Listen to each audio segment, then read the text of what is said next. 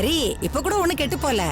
நான் இப்படியே குழந்தைய வீட்டுக்கு தூக்கிட்டு போறேன். நீ வேலைக்கு போனாலும் சரி, இல்ல உன் தங்கச்சி ஆஸ்பத்திரியில பார்க்க போனாலும் சரி, சாயங்காலமா வந்து வாங்கிக்க. குழந்தைய கொடு. ஏன் என்ன? அது அது இது உங்க பேத்தி கிடையாது. உங்க பேத்தியை நான் எங்க அம்மா கிட்ட தான் விட்டுட்டு வந்திருக்கேன். இந்த குழந்தை நான் வேலை செய்யறேன்ல, அவங்களோட குழந்தை. நான் உங்க கூட கோயிலுக்கு வந்திருக்கேன். அவங்க அபிஷேகத்துக்காக புக் பண்ண போயிருக்காங்க. அப்படியா? நான் என் பேத்தியை தான் தூக்கிட்டு வந்திருக்கியோன்னு சந்தோஷப்பட்டேன். சரி, அப்ப நான் கிளம்புறேன்.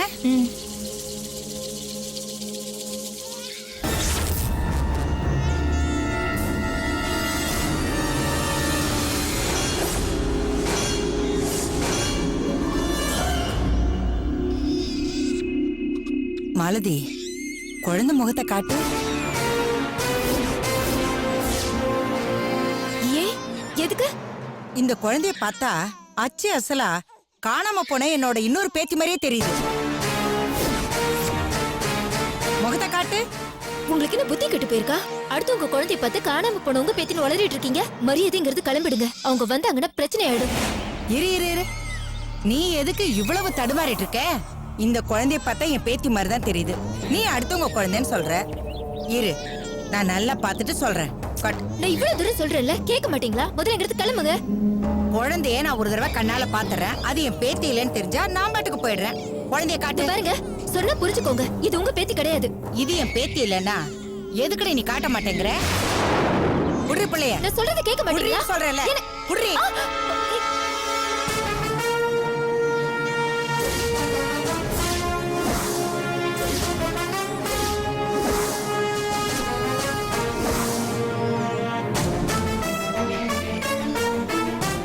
பாத்தியா, இது என் பேத்தியே தான். என் பிள்ளையோட கண்ணு மூக்கு எல்லாம் அப்படியே இருக்கு. அடி பாவி, ஏண்டி ஏண்டி பெத்த பிள்ளைய மத்தவங்க பிள்ளைன்னு சொல்லி ஏமாத்துற? அவங்க குடுக்கற காசுக்காகவா? சீ, நீ எல்லாம் பொம்பளையாடி? உனக்கெல்லாம் வெக்கமா இல்ல? இந்த பொழப்பு பொழைக்கிறதுக்கு பிச்சை எடுக்கலாண்டி. அப்ப இத்தனை நாளா என் பேத்தி காணாம போயிடுச்சுன்னு சொன்னதெல்லாம் பொய்தானா? காசுக்காக நீ அவளை வித்துட்டியா? என் பேத்தியை நான் தரமாட்டேன். நீங்க பாருங்க, ஏன் பண்ணிட்டு இருக்கீங்க? அடுத்து உங்க குழந்தை உங்க பத்தி சொல்லிட்டு இருக்கீங்க. பெத்தவனா ஏன் எனக்கு தெரியாதா? கொடுங்க. விடுறி, பெத்த குழந்தைய காசுக்கு நீ வித்துட்டியே, அப்புறம் எப்படி பெத்த குழந்தைய பத்தி உனக்கு தெரியும்? இது ஏன் பேத்தி தாண்டி. போடி. என்ன இது? விடுங்க. பச்சை குழந்தை, அது அடுத்த குழந்தைக்கு விளையாடிட்டு இருக்கீங்க. கொடுங்க. விடுறி, கொடுங்க. பேத்தி தாண்டி. கொடுங்க. ஏய் மாலதி, ஏய் மாலதி நில்லுடி. ஏய், அபிஷேக் கிட்ட நானே பத்திரமா வச்சுக்கிறேன். ஏன்னா மிஸ் ஆயிடும். நீங்களே பத்திரமா வச்சுக்கோங்க. வாங்க சார், முதல்ல வீட்டுக்கு போலாம். என்னாச்சு? ஏன் பத்திரமா குழந்தையா? ஏய், யார் இவங்க? ஓ, இவங்க ரெண்டு பேரும் சேர்ந்துதான் என் பேத்தியை திருடிட்டு வந்தாங்களா? ஒழுங்கு மரியாதை சொல்றேன், என் பேத்தியை என்கிட்ட கொடுத்துருங்க. இல்லன்னா நான் என்ன செய்வேன்னு தெரியாது. யார் மாலதி இவங்க? சார், மனநிலை சரியில்லை போல இருக்கு சார். கோயில்ல வர எல்லா குழந்தை ஏன் பேத்தின்னு சொல்லி வளரிட்டு இருக்காங்க சார். சார், நீங்க வாங்க சார், முதல்ல போலாம். சார், நான் சொல்றது கேளுங்க சார். நீங்க வாங்க வாங்க போலாம். வாங்க.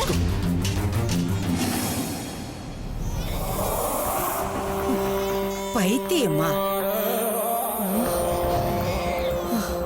ஏன் இப்படி பண்ணிட்டு இருக்கீங்க? நான் தான் சொல்றேன்ல, அது உங்க பேத்தி கிடையாதுன்னு. சொன்னா கேட்க மாட்டீங்களா? ஏன் நான் ஒரு இடத்துல வேலை பார்க்கறது உங்களுக்கு சுத்தமா பிடிக்கலையா? எதுக்காக வேலை பார்த்துட்டு இருக்க? உங்க பிள்ளை காப்பாத்துறதுக்காக தானே? எல்லாம் என் தலை எழுத்து. என்ன பண்றது தெரியல. பைத்தியமா? நான் பைத்தியமா? பாக்குறேன்டி, பாக்குறேன். யாரு பைத்தியம்னு பாக்குறேன். தெரு தெருவா உன்னை துணியை கிழிச்சுக்கிட்டு ஓட வைக்கல. என் பேர் கிருஷ்ணவேணி இல்ல. பைத்தியம். நானா பைத்தியம்? நானா பைத்தியம்? காட்டுறேன்டி, காட்டுறேன். வாங்க இன்ஸ்பெக்டர், உட்காருங்க. வாங்க சார். வாமா, எப்படி இருக்க?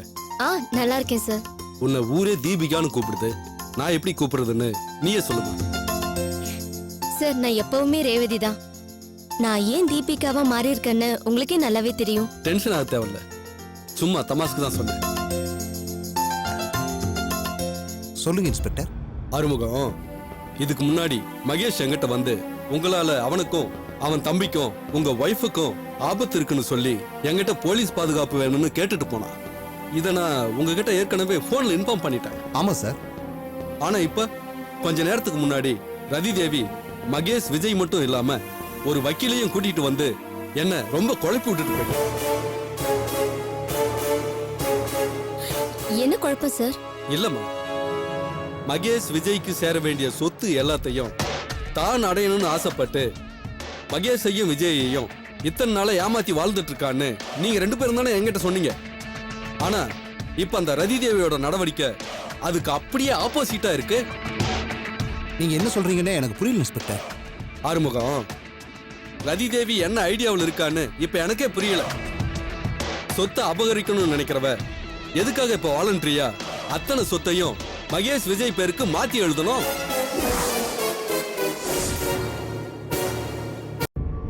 என்ன இன்ஸ்பெக்டர் சொல்றீங்க?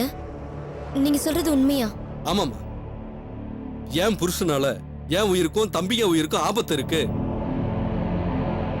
நான் சாகிறத பத்தி கூட எனக்கு கவலை இல்லை. என் தம்பிங்க நல்லபடியா வாழணும்.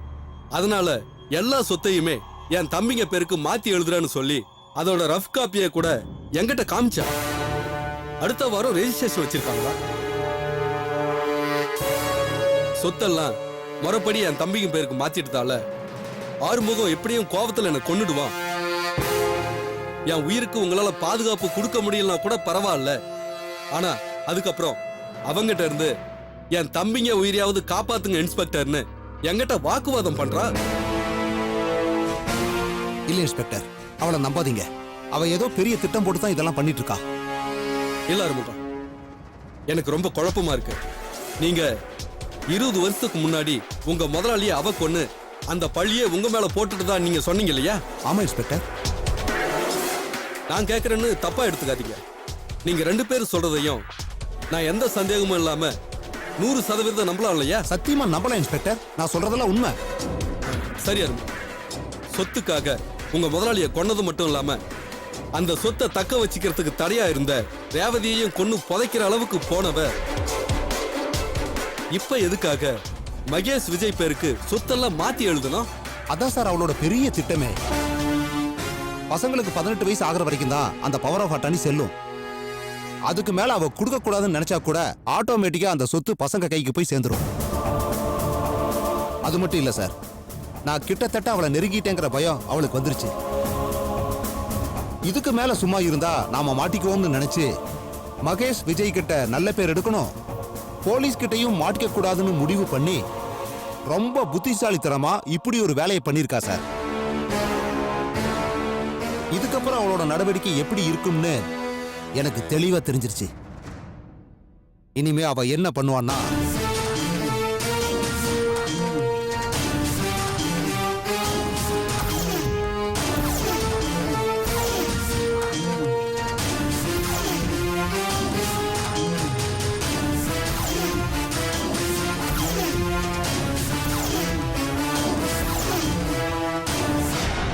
இப்ப நான் சொன்னதெல்லாம் நடக்குதா இல்லையான்னு நீங்களே பாருங்க சார்.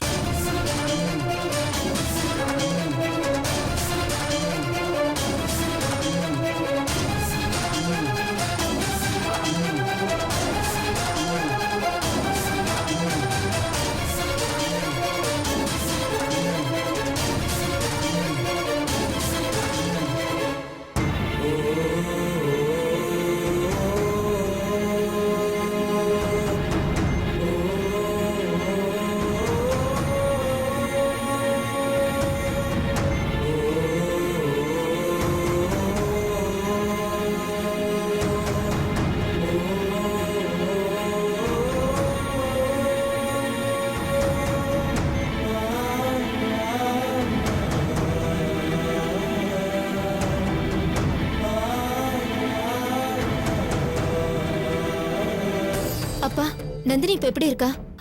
அவ உயிருக்கு எந்த ஆபத்தும் இல்ல, வயித்துல வளர குழந்தைக்கு எந்த ஆபத்தும் இல்லைன்னு டாக்டர் சொன்னாரு.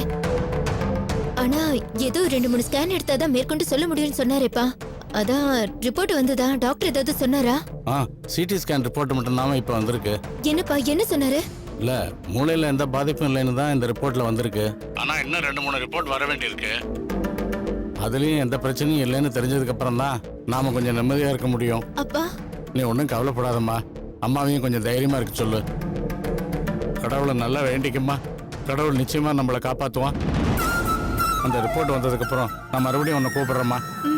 சரிப்பா. சரி வச்சுட்டுமா? என்னவாம்மா? அம்மா, ஒரு ஸ்கேன் ரிப்போர்ட் வந்துருச்சாமா. நந்தினியோட உயிருக்கு எந்த ஆபத்தும் இல்லையா? ஆனா இன்னும் 2-3 ஸ்கேன் ரிப்போர்ட் வந்தாதான் என்னன்னு சொல்ல முடியும் டாக்டர் சொன்னாராம்மா. என்னடி சொல்ற? அம்மா, நீ கவலைப்படாதம்மா. மூளைக்கு எந்த ஆபத்தும் இல்லனா வேற எந்த பிரச்சனையுமே இருக்காதுமா. இல்லம்மா, எனக்கு மனசே கேட்கல. எனக்கு ரொம்ப பயமா இருக்கு. ஆஸ்பத்திரியில இருக்க விட மாட்டேங்கிறாங்க. வீட்ல இருந்தாலும் என்னால நிம்மதியா இருக்க முடியல. மாலதி, சொல்றேன், தப்பா நினைச்சுக்காதம்மா. நாளைக்கு ஒரு நாள் மட்டும் அங்க போய் அந்த குழந்தைய தூக்கிட்டு வந்து இங்க வச்சு 2 குழந்தையும் பாத்துக்கோமா. நான் நாளைக்கு போய் ஒரே ஒரு தடவை நந்தினிய பாத்துட்டு வந்துடுறேம்மா.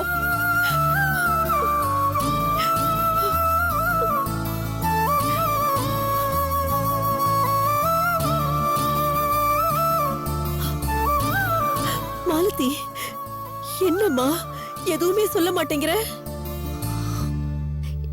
என்னால எதுவுமே சொல்ல முடியலம்மா. பொண்ணு ஹாஸ்பிட்டல்ல கிடக்குறா. அவளை போய் பார்க்கணும்னு நீ துடிக்கிற. நான் அவளுக்கு வேற யாரும் கிடையாதுமா. அவ என் கூட பிறந்த தங்கச்சி. என்னாலதான் அங்க போய் அவளை பார்க்க முடியலனாலும் உன்னையும் பார்க்க விடாம தடுக்கிற. எல்லாம் இந்த தரித்திரம் பிடிச்சவளோட சூழ்நிலை. பார்க்க விட மாட்டேங்குது. என்னடி சூழ்நிலை அது இதுன்னு சொல்லிக்கிட்டு இருக்க? நீ குழந்தைய தூக்கிட்டு வர்றது அந்த அஞ்சலிக்கு தெரிஞ்சா திட்டுவாங்கன்னு தானே யோசிக்கிற? இங்க பாருமா, அவங்க 2 பேரும் ஆபீஸ்க்கு போனதுக்கு அப்புறம் நீ குழந்தைய தூக்கிட்டு வந்துரு. நான் ஆஸ்பத்திரிக்கு போய் நந்தினிய பார்த்துட்டு கொஞ்ச நேரத்துக்குலாம் திரும்பி வந்துடுறேன். அதுக்கப்புறம் நீ குழந்தைய தூக்கிட்டு அங்க போயிடு. அவங்களுக்கு என்ன தெரியவா போது? இல்லம்மா, அஞ்சலி ஏற்கனவே என் மேல கோவமா இருக்கா. நான் வேலைக்கு லேட்டா வர்றதால குழந்தைய என்கிட்ட விடுறதுக்கே யோசிக்கிறாமா. இப்பெல்லாம் அடிக்கடி போன் பண்றா. அதுவும் வீட்ல இருக்கிற போன்லம்மா. இப்ப அது மட்டும் இல்லாம என் மாமியார் வேற அவளை ஏற்கனவே குழப்பி விட்டுருக்காங்க. என்னது, உன் மாமியாரா? அந்த பொம்பளை எதுக்காக அவங்கள பார்த்துச்சு? விதிமா, எல்லாம் என் விதி. எனக்கு கோயில வச்சுதான் எல்லா குழப்பமுமே நடந்துச்சு.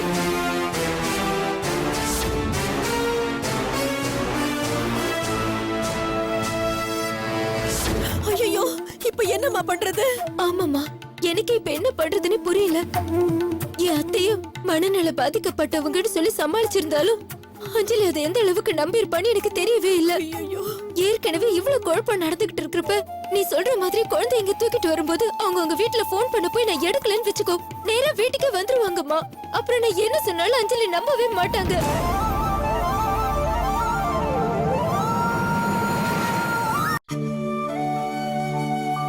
அம்மா, என்னம்மா அமைதியா இருக்க? என்ன செய்ய சொல்ற? விதி விளையாடுது. நம்மளால வேடிக்கை மட்டும்தான் பார்க்க முடியும். அம்மா, வேணும்னா ஒண்ணு செய்யலாமா? நீ விடிஞ்சதும் நீ ஹாஸ்பிட்டலுக்கு போய் நந்தினியை பார்த்துட்டு ஒரு 7-8 மணிக்கெல்லாம் வந்துடுறியா? என்னம்மா இப்படி பேசுற? அந்த ஹாஸ்பிட்டல்ல 8 மணிக்கு மேல தானே உள்ள விடுவாங்க. போற இடத்துல முன்ன பின்ன ஆயிடுச்சுன்னா என்னம்மா பண்றது? நீ சொல்றது சரிதாம்மா. இதே மத்த வேலையா இருந்தா தூக்கி போட்டுட்டு தங்கச்சியை பார்க்கணும்னு ஓடி வந்திருப்ப.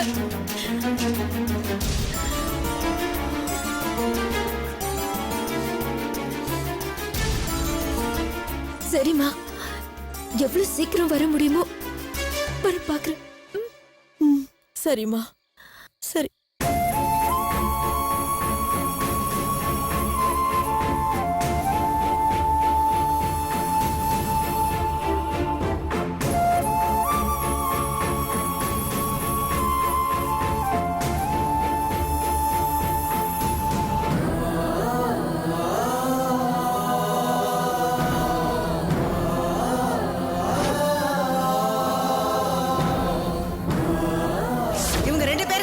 பேத்தியை திருடிட்டு வந்தாங்களா? ஒழுங்கு மரியாதை சொல்றேன், என் பேத்தி என்கிட்ட கொடுத்துருங்க. இல்லன்னா நான் என்ன செய்வேன்னு தெரியாது. குடுறி குழந்தைய.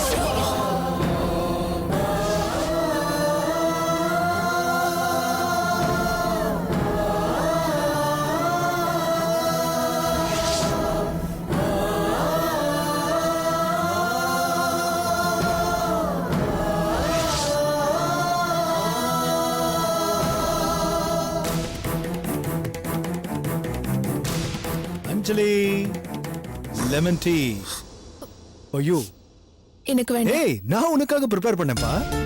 No no no, I don't feel like to have anything.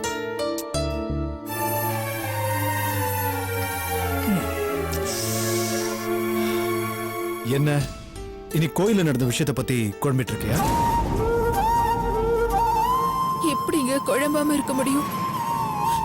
தியா நாம பெத்த குழந்தை இல்லையே. அவளை பார்த்து அந்த அம்மா என் பேத்திய கூட கதறாங்க.